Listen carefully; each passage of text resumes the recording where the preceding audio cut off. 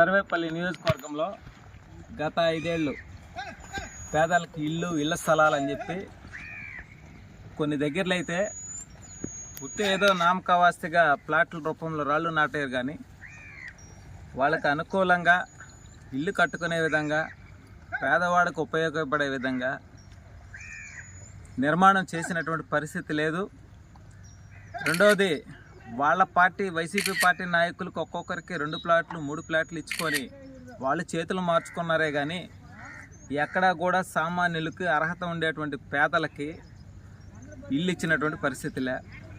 రెండో విషయానికి వస్తే, ఏదో జగనన్న ఊర్లు గ్రామాలు అన్నాడు, తక్కువ రేట్లో ఉండే భూముల్ని ఎక్కువ పెట్టి వాళ్ళ కార్యకర్తల ద్వారానే కొనుగోలు చేసి వాటికి ఏమైనా పూర్తి స్థాయిలో బాగా ఎత్తుగా మట్టి తోలిచ్చి పేదలకు ఇల్లు కట్టుకోమని చెప్పి ఏమైనా కట్టించారా అంటే అదిలే.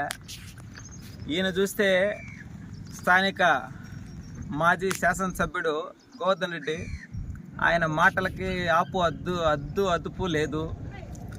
ఎప్పుడు చూసినా కూటమి ప్రభుత్వాన్ని నిందించడం తప్ప 2.5 సంవత్సరాలు మంత్రిగా ఉండి కనీసం పేదవాళ్ళకి ఇల్లు కట్టించాలనే ఆలోచనలే.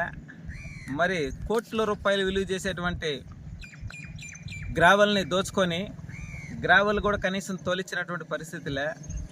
మేమేం చెప్తున్నామంటే, నువ్వు మాట్లాడే ముందు కొన్ని తరాలకు తరపడా నీ కుటుంబానికి సంపాదించుకున్నావు, కరోనా ప్యాలెస్లో కట్టుకున్నావు. ఆయన చూస్తే తాడేపల్లి ప్యాలెస్లో, నువ్వు చూస్తే కరోనా ప్యాలెస్లో కూర్చొని పేదల సొమ్ముని దోచుకొని ప్యాలెస్లో పెట్టుకొని ఈరోజు కూటమి ప్రభుత్వాన్ని, కూటమి నాయకులని, ఎమ్మెల్యేలని మాట్లాడడం సరికాదు. ఎందుకనంటే ఈరోజు మీరు చేసిన అప్పులకు వడ్డీలు కడుతూ, మీరు చేసిన అవినీతి అక్రమాలన్నింటినీ కూడా బయటకు తీస్తూ, మీరు జగనన్న ఊర్లు అని చెప్పి ఇక్కడ చూస్తే కర్రతమ్మ చెట్లతో కూడా మొలిసిపోయి ప్రశాంతంగా ఏదో రొయ్యల గుంటలు అనుకుంటారేమో, రొయ్యల గుంటలు చేపల గుంటలు కాదు. ఆయన జగనన్న ఊర్లలో ఒక్కొక్క ఇల్లు ఉంది, లోపల అండర్ గ్రౌండ్లో ఉన్న ఇల్లులు. ఆ ఇళ్లలోకి పోవాలంటే అండర్ గ్రౌండ్కి సంబంధించినటువంటి బోట్లు వేసుకొని పోయేటువంటి పరిస్థితి. మేమేం చెప్తున్నామంటే, వాటి గత 5 ఏళ్ళు మీరేం చేశారు ఈ నియోజకవర్గంలో?